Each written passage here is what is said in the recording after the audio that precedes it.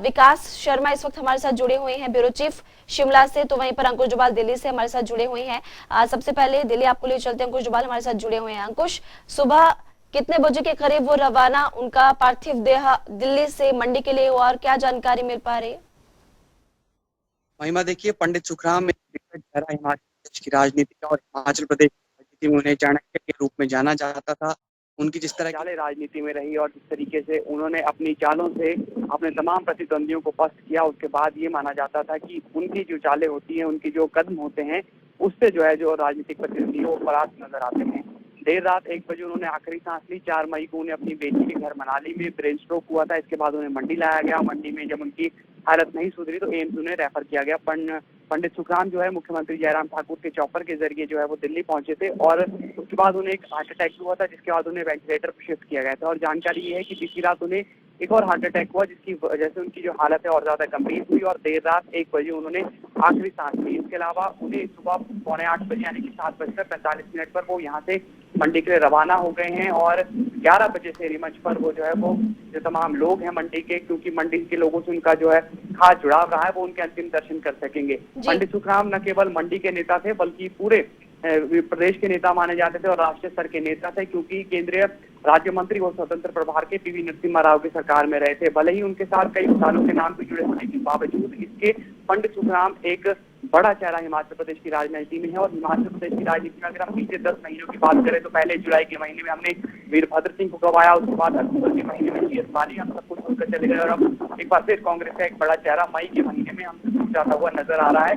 हिमाचल प्रदेश की राजनीति की वो सूर्य है जो अब अस्त होते हुए नजर आ रहे हैं। न केवल कांग्रेस पार्टी के लिए बड़ा नुकसान है बल्कि जो हिमाचल प्रदेश की राजनीति है, हिमाचल प्रदेश की जो तमाम दिग्गज हैं, उससे हिमाचल प्रदेश के लोगों को नुकसान हो रहा है, हिमाचल प्रदेश की राजनीति को नुकसान हो रहा है। महिमा, ठीक है, बने रहिए हमारे साथ। ब्यूरो चीफ विकास शर्मा भी हमारे साथ जुड़े हुए हैं। विकास, 4 दशक तक सक्रिय राजनीति में रहे, हिमाचल की राजनीति के चाणक्य वो जाने जाते थे।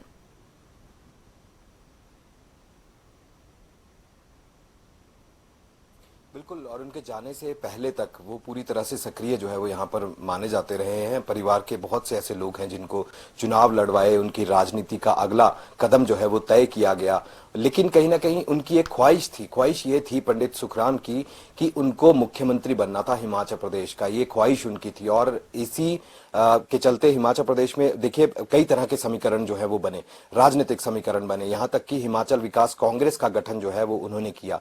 1995 में ये गठन किया गया और 1996 में पहली बार वो कुछ इस तरह के आंकड़े जो है वो नजर आए सामने, क्योंकि यहाँ मुख्यतः दो ही यहाँ पर पार्टियां होती थी। पहले जो है वो जनता पार्टी होती थी, उसके बाद जो भाजपा बाद में बनी, भारतीय जनता पार्टी बनी। लेकिन कांग्रेस इसलिए भी क्योंकि जो पूर्व मुख्यमंत्री वीरभद्र सिंह थे, वीरभद्र सिंह का कद एक जाना माना कद था, बड़ा कद था, और ऐसे में पंडित सुखराम एक अहम भूमिका जो है वो वहां पर निभा गए।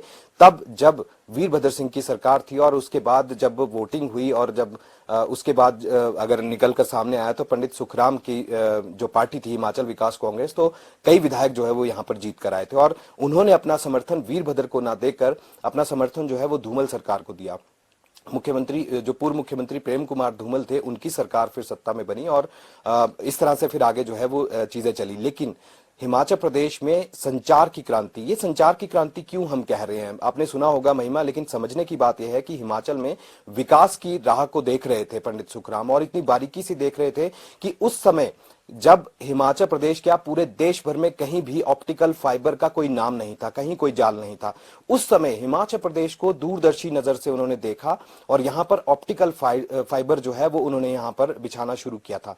यही एक बड़ी वजह है कि आज की भी सरकार, इतने साल बीत जाने के बाद आज की भी सरकार के लिए ये बहुत मुश्किल कदम नहीं है कि अब ऑप्टिकल फाइबर के ऊपर काम किया जा रहा है और आगे जब 4G जैसे कनेक्शंस जो है वो चल रहे हैं, चाहे वो कोई भी कंपनी हो, ये तमाम कंपनियां ऑप्टिकल फाइबर के ऊपर जो काम कर रही हैं, जो इंटरनेट की गति आज बनी है, जो स्पीड यहां पर मिल रही है, वो जो तत्कालीन उस समय के जो संचार मंत्री थे पंडित सुखराम, उन्होंने ये सोच रखी थी और आज इसी का फायदा जो है तमाम सरकारें, यही नहीं आने वाले दिनों में भी अब सरकारें जो बनेगी या आगामी दशकों तक जो है उनको याद किया जाएगा इसी बाबत।